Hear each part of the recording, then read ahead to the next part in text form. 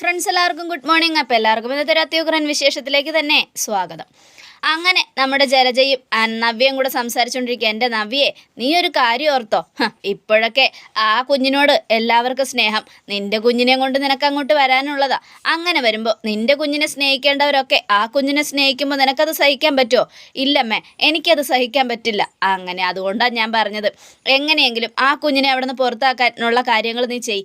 ഇല്ലെങ്കിലേ നിൻ്റെ കുഞ്ഞ് പുറകിലായി പോവും. ദേ അറിയാലോ, നീ ഒരു കുഞ്ഞിന് ജന്മം കൊടുക്കുന്നതിന് മുമ്പ് എല്ലാവരും നിൻ്റെ വയറ്റിലെ കുഞ്ഞിനെയായിരുന്നു സ്നേഹിച്ചുകൊണ്ടിരുന്നത്.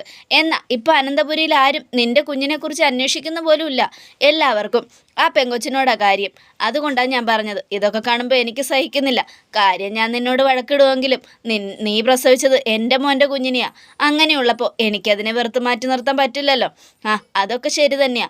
എന്നാലും ആദർശേട്ടൻ ഇത്ര വൃത്തിയായിട്ടവനാണെന്ന് ഞാൻ കരുതിയില്ലമ്മേ. അതുകൊണ്ട് തന്നെയാണ് ഞാൻ പറഞ്ഞത്, എല്ലാവരെയും കണ്ണു അടച്ച് വിശ്വസിക്കരുതെന്ന്. എന്നാലും ഈ നയന എങ്ങനെയാ ആ ആദർശിനെ സഹിക്കുന്നതെന്നാ എനിക്ക് മനസ്സിലാകാത്തത്. വല്ലാത്തൊരു കഷ്ടം തന്നെയാണ് നയനയുടെ കാര്യം. ശരിയമ്മേ എന്നൊക്കെ പറഞ്ഞുകൊണ്ട് അവരിങ്ങനെ സംസാരിച്ചുകൊണ്ട് നിൽക്കുക. ഈ സമയമാണെങ്കിൽ നവ്യ ഓരോന്ന് ആലോചിക്കുക. അതേ നവ്യെ, ഒരു കാര്യം ഞാൻ പറയാം, കുഞ്ഞിന് പേരിടൽ ചടങ്ങ് അവിടെ വെച്ചായിരിക്കും നടത്തുന്നത്. അതുകൊണ്ട് നീ കുഞ്ഞിനെയും കൊണ്ട് അങ്ങോട്ട് വന്നു കഴിയുമ്പോൾ ചിലപ്പോൾ ഒരാൾ പോലും നിൻ്റെ കുഞ്ഞിനെ തിരിഞ്ഞു നോക്കിയെന്ന് വരില്ല. എല്ലാം നീ മനസ്സിലാക്കിയിട്ട് വേണം അങ്ങോട്ട് വരാൻ എന്നും പറഞ്ഞ് ജലജ അങ്ങ് പോയി. ജലജ പോയി കഴിഞ്ഞതും നവ്യയുടെ മനസ്സിൽ അത് വല്ലാത്തൊരു നീറ്റലായി. ഈശ്വര, അമ്മ പറഞ്ഞതുപോലെ ഞാൻ ഇനി കുഞ്ഞിനെയും കൊണ്ട് അങ്ങോട്ട് ചെന്ന് കഴിയുമ്പോൾ അവിടെ നിന്ന് എൻ്റെ കുഞ്ഞിന് കിട്ടേണ്ട സ്നേഹമല്ല ഇല്ലാതെയാകുമോ ഈശ്വര എന്നൊക്കെ ആലോചിച്ചുകൊണ്ട് നമ്മുടെ നവ്യ ടെൻഷൻ അടിച്ച് ഇങ്ങനെ നിൽക്കുക. ഈ സമയം പിന്നീട് കാണിക്കുന്നത് അനാമികയാണ്. അനാമിക അവിടെ ഇങ്ങനെ ഇരിക്കുമ്പോൾ ആദർശ് ആ വഴി വരുക. അപ്പോൾ ആദർശ് അനാമികയെ കണ്ടതും അനാമികയെ എന്നും പറഞ്ഞ് വിളിക്കുക. അപ്പോൾ അനാമിക ഇരുന്നോടത്തുനിന്ന് എഴുന്നേറ്റു. എന്താ ആദർശേട്ടാ, ഞാൻ നിന്നോട് ചില കാര്യങ്ങൾ പറയാനാണ് വന്നത്. നിന്നെ നേരത്തെ കാണണമെന്നും കണ്ട് സംസാരിക്കണമെന്നും കരുതി, പക്ഷേ പറ്റിയില്ല. മോളെ, ഞാനൊരു കാര്യം പറയട്ടെ. എനിക്ക് ഇപ്പോൾ മൂർത്തീസ് ജ്വല്ലറിയുടെ 3-4 ബ്രാഞ്ച് ഏൽപ്പിച്ചു കൊടുത്തിട്ടുണ്ട്. അവനതൊക്കെ നന്നായിട്ട് നോക്കുന്നുമുണ്ട്. പക്ഷേ കുറച്ച് ബുദ്ധിമുട്ടൊക്കെയുള്ള കാര്യമാണ്. അതുകൊണ്ട് ഒരാളുടെ സപ്പോർട്ട് ഉണ്ടാവുന്നത് നല്ലതാ. നീ എന്തായാലും ഇവിടെ വെറുതെ ഇരിക്കുകയല്ലേ. അനി ഇത്രയും കഷ്ടപ്പെടുമ്പോൾ നിനക്കും അവനെ ഒന്ന് സപ്പോർട്ട് ചെയ്യാമല്ലോ. നന്നായി. ഇവിടെ ഇരുന്നിട്ടേ അവൻ എൻ്റെ മെക്കിട്ട് കയറിക്കൊണ്ടിരിക്കുക. ഇനി ഞാൻ അവനോടൊപ്പം ജ്വല്ലറിയിലേക്ക് പോകണമെന്നാണോ ആദർശേട്ടൻ പറയുന്നത്? അല്ല അനാമികയെ, അവനിത്തിരി സ്വൈര്യം കൊടുത്തിട്ടുണ്ടെങ്കിൽ ഉറപ്പായിട്ടും അവൻ്റെ ജോലി കൃത്യമായിട്ട് ചെയ്യും. നീ ഇവിടെ ഒരു സ്വൈര്യം കൊടുക്കുന്നില്ല എന്ന് അവൻ പറയുന്നേ. പിന്നെ ഞാനൊരു സ്വൈര്യം കൊടുക്കാഞ്ഞിട്ടൊന്നുമല്ല. ഞാൻ ഇവിടെ ഇരിക്കുമ്പോൾ അവൻ ആ നന്ദുവിൻ്റെ പിന്നാലെ പോയാൽ എനിക്ക് എന്ത് ചെയ്യാൻ പറ്റും? അത് പിന്നെ ആദർശേട്ടനോട് പറഞ്ഞിട്ട് കാര്യമൊന്നുമില്ലല്ലോ. കുടുംബം മൊത്തം ഒരേ സ്വഭാവക്കാരാ. ഏട്ടനെ പിന്തുണച്ച് ജീവിച്ചവനല്ലേ. അതുകൊണ്ടാണ് നിങ്ങളുടെ അതേ സ്വഭാവം അവനും ഉള്ളത്. നിങ്ങളുടെ വഴികളിലൂടെ നടന്നതുകൊണ്ടാണ് അവനിപ്പോൾ നന്ദുവിൻ്റെ പിന്നാലെ പോകുന്നത്. എന്തായാലും അതിനെക്കുറിച്ച് പറഞ്ഞിട്ട് കാര്യമൊന്നുമില്ല. കല്യാണത്തിന് മുമ്പേ ഒരു കുഞ്ഞുള്ള ആളല്ലേ നിങ്ങൾ. എന്നിട്ട് അത് മറച്ചു വെച്ച് വേറൊരു പെണ്ണിൻ്റെ ജീവിതവും തൊലച്ചു. എന്നിട്ട് എന്നെ ഉപദേശിക്കാൻ വരുന്ന എന്തിനാ? എന്നെ ഉപദേശിച്ചിട്ട് കാര്യമൊന്നുമില്ല ആദർശേട്ടാ. ഒരു കാര്യം ഞാൻ പറയാം, എനിക്ക് അനിയെ സ്നേഹിക്കാൻ പറ്റില്ല എന്നൊന്നും ഞാൻ പറയുന്നില്ല. ഞാൻ അവന് സ്വൈര്യം കൊടുക്കുന്നില്ല എന്നും ആദർശേട്ടൻ പറഞ്ഞത് തെറ്റാ. അവനാണ് വെറുതെ എൻ്റെ മെക്കിട്ട് കയറിക്കൊണ്ടിരിക്കുന്നത്. അനാമികയെ, ശരിയാണ്, ഒരു കുടുംബത്തിൽ പ്രശ്നങ്ങളില്ലാതിരിക്കാൻ പരസ്പരം അങ്ങോട്ടും ഇങ്ങോട്ടും സഹിച്ച് ക്ഷമിച്ചും ജീവിക്കാമല്ലോ. പിന്നെ എനിക്കവനെ സഹിക്കേണ്ട ആവശ്യമൊന്നുമില്ല. കല്യാണത്തിന് മുമ്പ് അനാമികയ്ക്ക് ഇങ്ങോട്ട് വരാൻ ഭയങ്കര ധൃതിയായിരുന്നല്ലോ. അത് കേട്ടതും പിന്നെ ആര് പറഞ്ഞു എനിക്കൊരു ധൃതി ഉണ്ടായിരുന്നില്ല? പിന്നെ ഞാൻ അവൻ്റെ കവിതയെ ഒരുപാട് സ്നേഹിച്ചു. അവൻ്റെ കവിതയെ സ്നേഹിച്ച് എൻ്റെ പിന്നാലെ അവനാ നടന്നത്. അങ്ങനെയുള്ളപ്പോൾ എനിക്ക് അവനോട് ഇഷ്ടക്കുറവൊന്നുമില്ല. അവൻ തന്നെയാണ് എൻ്റെ ഇഷ്ടക്കുറവ് പിടിച്ചു പറ്റുന്നത് എന്നൊക്കെ പറഞ്ഞുകൊണ്ട് ആദർശിനെ ഒരുപാട് വേദനിപ്പിക്കാതെ ഒരു കാര്യം ഞാൻ പറഞ്ഞേക്കാം, ആദർശേട്ടന് എന്നെ ഉപദേശിക്കാൻ ഒരു റൈറ്റ്സും ഇല്ല. ആദർശേട്ടൻ എങ്ങനെയാണ് ജീവിക്കുന്നത്? കല്യാണത്തിന് മുമ്പ് തന്നെ ഒരു ബന്ധം ഉണ്ടായി. ആ ബന്ധത്തിലൊരു കുഞ്ഞും ജനിച്ചിട്ട് ആ കുഞ്ഞിൻ്റെ അച്ഛനായ ആളല്ലേ. അങ്ങനെയുള്ളപ്പോൾ എന്നെ ഉപദേശിക്കേണ്ട ഒരു കാര്യവും ആദർശേട്ടനില്ല. ആദ്യം സ്വയം നന്നാവും, എന്നിട്ട് മറ്റുള്ളവരെ നന്നാക്ക് എന്നും പറഞ്ഞുകൊണ്ട് അനാമിക നേരെ നയനയുടെ അടുത്തേക്ക് ചെല്ലുക. അപ്പം നയന അങ്ങനെ നോക്കി നിൽക്കുക. എന്താ നിനക്ക് വേണ്ടത്? നിങ്ങളുടെ ഭർത്താവിനോട് പറഞ്ഞേരെ എന്നെ ഉപദേശിക്കാൻ വരരുതെന്ന്. എനിക്കത് ഇഷ്ടമല്ല. ആദ്യം സ്വയം നന്നാവാൻ പറ, എന്നിട്ട് മറ്റുള്ളവരെ നന്നാക്കാൻ പറ. എന്താ എൻ്റെ ആദർശേട്ടൻ പറഞ്ഞത്? അയാൾക്ക് ഞാൻ എനിക്ക് സ്വൈര്യം കൊടുക്കുന്നില്ല പോലും. ഞാൻ എനിക്ക് സ്വൈര്യം കൊടുക്കണമെന്ന് അയാൾ എന്നെ ഉപദേശിക്കുക. അത് നല്ല കാര്യമല്ലേ? ആദർശേട്ടൻ പറഞ്ഞതിൽ എന്താ തെറ്റ്? ഒരു തെറ്റുമില്ല. അയാൾ ആദ്യം നന്നായിട്ട് വേണം മറ്റുള്ളവരെ ഉപദേശിക്കാൻ. അയാളെ കല്യാണത്തിന് മുമ്പ് തന്നെ വഴിവിട്ട് പോയതല്ലേ. അത് കേട്ടതും നിന്റെ സ്വഭാവം എന്താ? കണ്ട പാർക്കിലും ബീച്ചിലും കണ്ടവന്മാരോടൊപ്പം ചുറ്റി നടക്കുന്നതല്ലേ? അയ്യടാ, അങ്ങനെ കണ്ടവന്മാരോടൊപ്പം ചുറ്റി നടന്നെങ്കിലേ ഞാനൊരു കുഞ്ഞിൻ്റെ അമ്മയായിട്ടൊന്നുമില്ല, ഒരു കുഞ്ഞെന്നെ അമ്മയെന്ന് വിളിച്ച് വന്നിട്ടുമില്ല എന്ന് അയാളുടെ കാര്യം അങ്ങനെയാണോ? നിന്നെ കല്യാണം കഴിക്കുന്നതിന് മുമ്പ് അയാൾ മറ്റൊരുത്തിയുമായി സ്നേഹത്തിലായി, അവളുടെ കുഞ്ഞിപ്പോൾ ഇയാളെ അച്ഛാന്ന് വിളിക്കുകയല്ലേ. അതുകൊണ്ട് നിർത്തിക്കോ അനാമികെ. ആദർശേട്ടനെ പറ്റി എന്തെങ്കിലും തെറ്റായിട്ട് പറഞ്ഞാൽ എൻ്റെ സ്വഭാവം മാറും. ഓ പിന്നെ അയാൾക്ക് തെറ്റ് ചെയ്യാം, ആരും പറയാൻ പാടില്ല. ദേ നീ ഒന്നും മിണ്ടാതിരിക്കടി. നിനക്കും ഇതൊക്കെ സഹിച്ച് ഇവിടെ നിൽക്കണം. അതെന്തുകൊണ്ടാണെന്ന് എനിക്കറിയാം. നീ ഇപ്പോൾ നിൻ്റെ ഭർത്താവ് എടുത്തു തന്ന വീട്ടിലാണ് നിൻ്റെ അച്ഛനും അമ്മയൊക്കെ ജീവിക്കുന്നത്. ഇവിടെ നിനക്ക് ലോട്ടറിയാ. അങ്ങനെയുള്ളപ്പോൾ ആദർശേട്ടൻ ചെയ്ത തെറ്റ് കണ്ട് നീ ആദർശേട്ടനെ ഇട്ടേച്ച് പോയാൽ നിൻ്റെ അച്ഛനും അമ്മയ്ക്കും ജീവിക്കാനുള്ള വീടും പോവും, നിനക്കുള്ള ഭാഗ്യവും പോവും. അതുകൊണ്ടല്ലേടി നീ ആ കൊച്ചിനെ സഹിക്കുന്നേ. ഞാൻ ആ കുഞ്ഞിനെ സഹിക്കുകയല്ലേടി, സ്നേഹിക്കുക എന്നും. നയന, നീ സ്നേഹിച്ചോ, എനിക്കതിൻ്റെ ആവശ്യമൊന്നുമില്ല. പക്ഷെ ഒരു കാര്യം ഞാൻ പറയാം, ഇത്രയും നാളും നീയൊക്കെ നല്ലവരായിരിക്കുമെന്ന് ഞാൻ കരുതിയത്. എന്നാൽ ഇത്രയ്ക്ക് ചീപ്പ് സ്വഭാവമുള്ളവരാണ് നിങ്ങളെന്ന് ഞാൻ ഒരിക്കലും പ്രതീക്ഷിച്ചില്ല. ഇനി മേല എന്നെ ഉപദേശിക്കാനായിട്ട് അയാളോട് വരരുതെന്ന് പറ എന്നും പറഞ്ഞുകൊണ്ട് അനാമിക അങ്ങ് പോയി. നയനയ്ക്ക് ഭയങ്കര സങ്കടമായി. ഈശ്വര, വല്ലാത്തൊരു കഷ്ടം തന്നെയാണ്. എന്തിനാ ഇവള് എൻ്റെ ആദർശേട്ടനെ ഇങ്ങനെ വേദനിപ്പിക്കുന്നത്? എല്ലാവരും കൂടെ എൻ്റെ ആദർശേട്ടനെ ഇങ്ങനെ വേദനിപ്പിക്കുമ്പോൾ എനിക്ക് ഒരുപാട് സങ്കടമുണ്ട് എന്നൊക്കെ ആലോചിച്ചുകൊണ്ട് ഇങ്ങനെ നിൽക്കുക. ഇതേ സമയം നവ്യയുടെ വീട്ടിലാണ് കാണിക്കുന്ന. അവിടെ ജലജയാണെങ്കിൽ അടുക്കളയിൽ കറികളൊക്കെ ഉണ്ടാക്കിക്കൊണ്ടിരിക്കുക. അപ്പോൾ കനക വന്നിട്ട്, അല്ല എന്താ ഉണ്ടാക്കുന്നേ? അതെ, എൻ്റെ മരുമോൾക്ക് ഞാനുണ്ടാക്കുന്ന ഭക്ഷണമൊക്കെ ഒരുപാട് ഇഷ്ടമാണ്, അതുകൊണ്ട് ഇത്തിരി അവൾക്ക് ഭക്ഷണം ഉണ്ടാക്കി കൊടുക്കാമെന്ന് കരുതി. നിങ്ങൾ എന്ത് വേണമെങ്കിലും ഉണ്ടാക്കി കൊടുത്തോ, എനിക്കതിൽ കുഴപ്പമൊന്നുമില്ല. എപ്പോൾ വേണമെങ്കിലും ഇങ്ങോട്ട് വന്നോ പൊയ്ക്കോ, അതിലും എനിക്കൊരു പ്രശ്നമില്ല. ഓരോ സമയത്ത് വരുമ്പോഴും പോകുമ്പോഴും ദേ എൻ്റെ മോളുടെ മനസ്സിൽ ഓരോന്ന് കുത്തിത്തിരിക്കി കൊടുക്കാതിരുന്നാൽ മതി. ഞാനെന്ത് കൊടുത്തു എന്നാ നീ പറയുന്ന കനകെ? അല്ല, നിങ്ങളുടെ ഈ വരവും ഈ സോപ്പിടലൊക്കെ കാണുമ്പോൾ എനിക്ക് നല്ല ടെൻഷനുണ്ടേ, അതുകൊണ്ട് പറഞ്ഞതാ. ഓ പിന്നെ നിനക്ക് ടെൻഷൻ ഉണ്ടെങ്കിൽ ഞാൻ എന്ത് ചെയ്യാനാ? ദേ ഒരു കാര്യം ഞാൻ പറയാം, എന്തായാലും 28 കെട്ടുകൾ കഴിഞ്ഞ് അങ്ങോട്ട് വരികയല്ലേ എല്ലാവരും കുഞ്ഞിനെയും കൊണ്ട്. പിന്നെ വരണ്ടേ? കൊച്ചിനെയും കൊണ്ട് അവിടെയല്ലേ അവൾ ജീവിക്കേണ്ടത്. അവിടെ ചിലരൊക്കെ കുഞ്ഞിനെ കാത്തിരിക്കുക, ഒരുപാട് പേരുണ്ട്. മുത്തശ്ശനും മുത്തശ്ശിയും പിന്നെ എല്ലാവരും ഉണ്ട്. നീ എന്താ ജലജെ ഇടയ്ക്കിടയ്ക്ക് ഇങ്ങനെ കുത്തുന്നത് പോലെ സംസാരിക്കുന്നത്? ഏയ് ഒന്നുമില്ല, ആദർശിൻ്റെ സ്വഭാവം പണ്ടൊക്കെ നല്ലതായിരുന്നു. പക്ഷേ ഞങ്ങളൊക്കെ കരുതിയത് അച്ഛനെ പോലെയാണ് ആദർശ് എന്നാൽ ഒരിക്കലും അല്ല. അച്ഛൻ്റെ ഒരു സ്വഭാവം പോലും അവനെ തൊട്ട് തീണ്ടിയിട്ടില്ല. കല്യാണത്തിന് മുമ്പ് തന്നെ പല ചീത്ത പേരും ആദർശ് കേൾപ്പിച്ചിട്ടുണ്ടാവും എന്നാണ് എൻ്റെ സംശയം. ദേ മിണ്ടി പോകരുത്. നീ ആരെക്കുറിച്ച് വേണമെങ്കിലും പറഞ്ഞോ, നിൻ്റെ മോനെക്കുറിച്ച് വേണമെങ്കിലും പറഞ്ഞോ, പക്ഷേ ആദർശിനെക്കുറിച്ച് എന്തെങ്കിലും പറഞ്ഞാലുണ്ടല്ലോ എൻ്റെ സ്വഭാവം മാറും.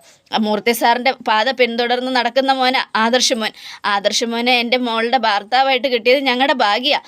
ആ വീട്ടിലെ കൊച്ചുമോനായിട്ട് മിടുക്കനായിട്ട് വളരുന്നത് ആദർശ് മാത്രമാണ്. അത്രയൊന്നും വരില്ല അനിയും അവിയൊന്നും, മനസ്സിലായല്ലോ? ഓ പിന്നെ ഒന്ന് പോടി എന്നും മനസ്സിലാലോചിച്ചുകൊണ്ട് ജലജ ഇങ്ങനെ നിൽക്കുക. പിന്നെ ഒരു കാര്യം ഞാൻ പറഞ്ഞേക്കാം, ആദർശ് മോനെക്കുറിച്ച് ഓരോ കുറ്റങ്ങൾ പറഞ്ഞു കൊടുത്ത് എൻ്റെ മോളെ ഇങ്ങനെ വിഷമിപ്പിച്ചാൽ ഞാൻ നിങ്ങളോട് സഹിക്കില്ല, മനസ്സിലായല്ലോ? എനിക്ക് ചിലപ്പോൾ നിങ്ങളോട് പല കാര്യങ്ങളും മുഖത്ത് നോക്കി പറയേണ്ടി വരും, അതുകൊണ്ട് സൂക്ഷിച്ചോ. എന്തൊക്കെ പറഞ്ഞാലും എനിക്കൊന്നേ പറയാനുള്ളൂ, എൻ്റെ മോൾക്ക് ആദർശ് മോനെ നല്ല വിശ്വാസമാണ്. ആ വിശ്വാസം മതി അവർക്ക് സന്തോഷമായിട്ട് ജീവിക്കാൻ. മറ്റാരും അതിൽ കയറി ഇടപെട്ട് അവരുടെ കുടുംബജീവിതം തകർക്കണ്ട, അത്രേ എനിക്ക് പറയാനുള്ളൂ. ഞാനൊന്ന് പറഞ്ഞു എന്നേ ഉള്ളൂ. ഇനി അവൾ നന്നായിട്ട് നോക്കിയാൽ അവൾക്ക് നല്ലത്, അല്ലെങ്കിൽ തന്നെ ഞാൻ എന്തിനാ ഇതിലൊക്കെ ഇടപെടുന്നത്? എനിക്കതിൻ്റെ ആവശ്യമില്ലല്ലോ. എൻ്റെ മോൻ്റെ കാര്യം നോക്കിയാൽ മതിയല്ലോ. അതെ മതി, നിങ്ങളുടെ മോൻ്റെ കാര്യം മര്യാദയ്ക്ക് നോക്ക്, നിങ്ങളുടെ മോനെ നേർവഴിക്ക് നടത്ത്, വളർത്ത്, എന്നിട്ട് ബാക്കിയുള്ളവരെ കുറ്റം പറഞ്ഞാൽ മതി, മനസ്സിലായല്ലോ? ഈ സമയം പിന്നീട് കാണിക്കുന്നത് ജ്വല്ലറിയിലാണ്. ആദർശ് ഓരോരോ കാര്യങ്ങളൊക്കെ നോക്കിക്കൊണ്ടിരിക്കുക. ആദർശേട്ടാ, വെറുതെ എന്തിനാ അനാമിക ഉപദേശിക്കാനായിട്ട് പോയത്? ഞാൻ എന്ത് ചെയ്യാനാ നയനെ? അവളെ ഇരിക്കുന്നത് കണ്ടപ്പോൾ അനിയെ വിഷമിപ്പിക്കരുതെന്നും അവനെ സപ്പോർട്ട് ചെയ്യണമെന്നേ ഞാൻ പറഞ്ഞോളൂ. അത് ഇത്ര വലിയ തെറ്റായിട്ട് കണ്ട് വെറുതെ എൻ്റെ മെക്കിട്ട് കയറിയതാ അവള്. എന്നോട് അവളൊന്ന് കുറേ പറഞ്ഞു. ആദർശേട്ടൻ്റെ കുഞ്ഞാണ് ചന്തുമോളെന്ന് പറയുമ്പോഴും എനിക്ക് നല്ല സങ്കടമുണ്ട്, തിരിച്ച് നല്ല മറുപടി കൊടുക്കണമെന്നുണ്ട്. പക്ഷേ ഞാനെല്ലാം മനസ്സിൽ ഒതുക്കി നിൽക്കുന്നത് ആദർശേട്ടനെയും അമ്മയൊക്കെ കുറിച്ച് ഓർത്തിട്ട്. ആദർശേട്ടാ, സാരമില്ല നയനെ, അവൾ പറഞ്ഞോട്ടെ, എനിക്കതിൽ കുഴപ്പമൊന്നുമില്ല. ഞാൻ തെറ്റ് ചെയ്തിട്ടില്ലല്ലോ, അതുകൊണ്ട് എനിക്കതിൽ ഒരു സങ്കടം തോന്നുന്നുമില്ല.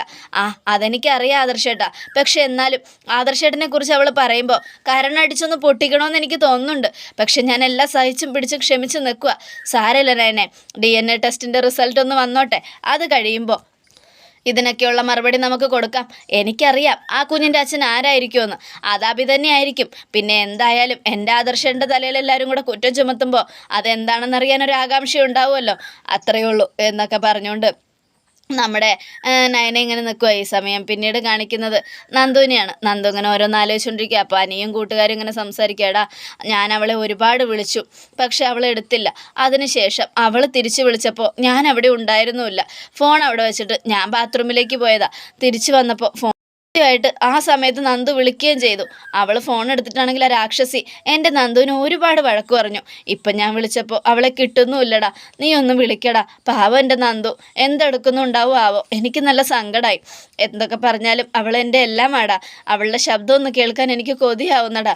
ശരി ഞാൻ വിളിക്കാം, നീ സമാധാനിക്ക് എന്നും പറഞ്ഞുകൊണ്ട് കൂട്ടുകാരെ ഫോൺ എടുക്കുക. എന്നിട്ട് വിളിക്കുക. അപ്പോൾ ആ നന്ദു ഫോൺ എടുത്തു.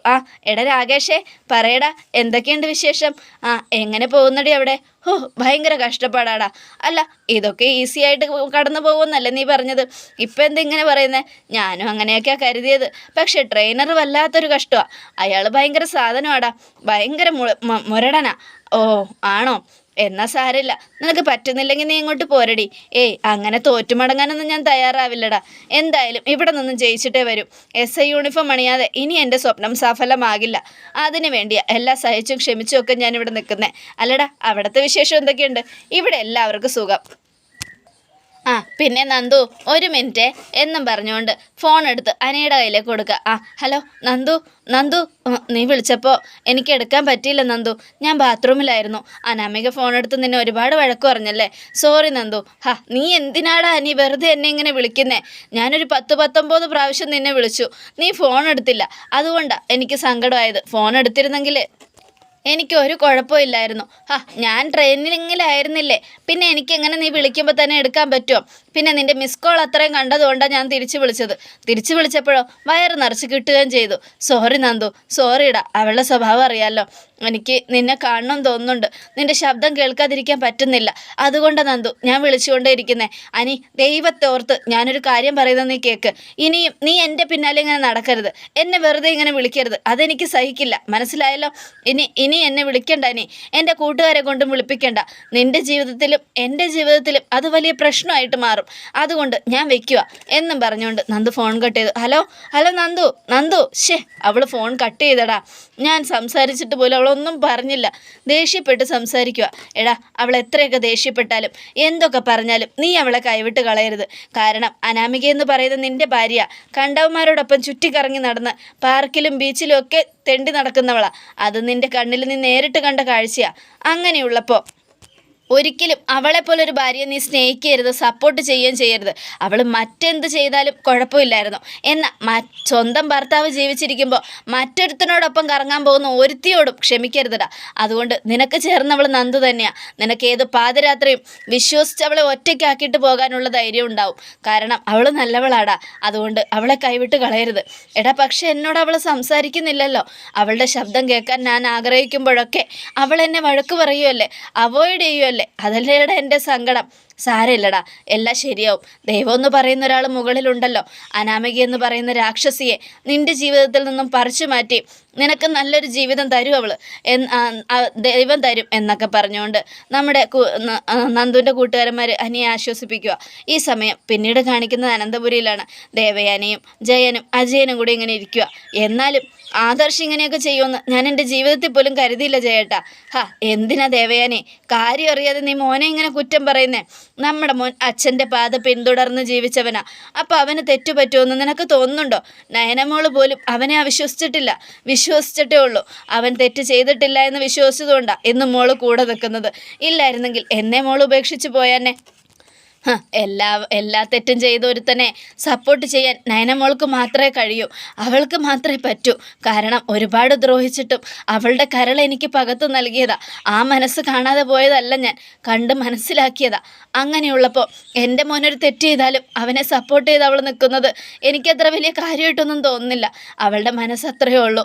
ഒരുപാട് തെറ്റ് ചെയ്തവരാണെങ്കിലും അവൾ ക്ഷമിക്കും. എന്നാൽ എനിക്ക് കഴിയില്ല. എനിക്കിപ്പോൾ ആദർശിനെ സ്നേഹിക്കാൻ പോലും കഴിയില്ല. ഏട്ടത്തി, ആദർശ് അങ്ങനെ ചെയ്യുമെന്ന് ചെയ്യുമെന്ന് നമുക്ക് തോന്നുന്നുണ്ടോ? ഒരിക്കലും അവനങ്ങനെ ചെയ്യില്ല ഏട്ടത്തി. ഇവിടെ അബി ഓരോ തെറ്റ് ചെയ്യുമ്പോഴും ആദർശ് അതിനെ പറഞ്ഞ് തിരുത്തിയിട്ടുള്ളൂ. അങ്ങനെയുള്ളപ്പോൾ ആദർശിനെ കുറ്റം പറയേണ്ട ആവശ്യമുണ്ടോ? ഇവിടെ പറയണം അജയ. കാരണമേ ഇവിടെ നടക്കുന്ന പല കാര്യത്തിലും ആദർശ് മിടുക്കനാണെന്ന് ഞാൻ കരുതിയിട്ടുള്ളൂ. എന്നാൽ ആ ചന്തുമോളുടെ കാര്യത്തിൽ മാത്രം എനിക്കത് തോന്നുന്നില്ല. എൻ്റെ ദേവയാനി, ആ കൊച്ചിൻ്റെ അമ്മ ഇപ്പോൾ കോമ സ്റ്റേജിലാണ്. അങ്ങനെയുള്ളപ്പോൾ അതിനോട് ചെന്ന് ചോദിക്കാൻ പറ്റില്ലല്ലോ എന്താ സംഭവമെന്ന്. അങ്ങനെ ചോദിച്ചു കഴിഞ്ഞാൽ കാക്കൊച്ച് സത്യം പറയും. അപ്പം നമ്മുടെ മോനല്ല തെറ്റുകാരനെങ്കിലോ? അതപ്പം നോക്കാം. എനിക്കതിൽ ഒരു വിശ്വാസവും അവൻ തന്നെയാണ് തെറ്റുകാരൻ. ഈ കാര്യത്തിൽ ഞാൻ അവനെ വിശ്വസിക്കുന്നുമില്ല. എല്ലാം എന്നിൽ നിന്നും മറച്ചു വെച്ച് നയനമോളെ അവൻ ചതിക്കുകയായിരുന്നു എന്നും പറഞ്ഞുകൊണ്ട് ദേവയാനി കലിപ്പിൽ നിൽക്കുകയാണ്. അത് കേട്ടതൊക്കെ ചന്തമോൾക്ക് ഭയങ്കര സങ്കടമായി. ഈ സമയം ജയൻ, എന്തായാലും നീ ആ കുഞ്ഞിനോട് ദേഷ്യം കാണിക്കരുത്. കാണിക്കും ജയേട്ടാ, കാണിക്കും. എനിക്ക് ആ കുഞ്ഞിനോട് ഇപ്പോൾ ദേഷ്യ, വെറുപ്പ. അതിനെനിക്ക് സ്നേഹിക്കാൻ പോലും തോന്നുന്നില്ല.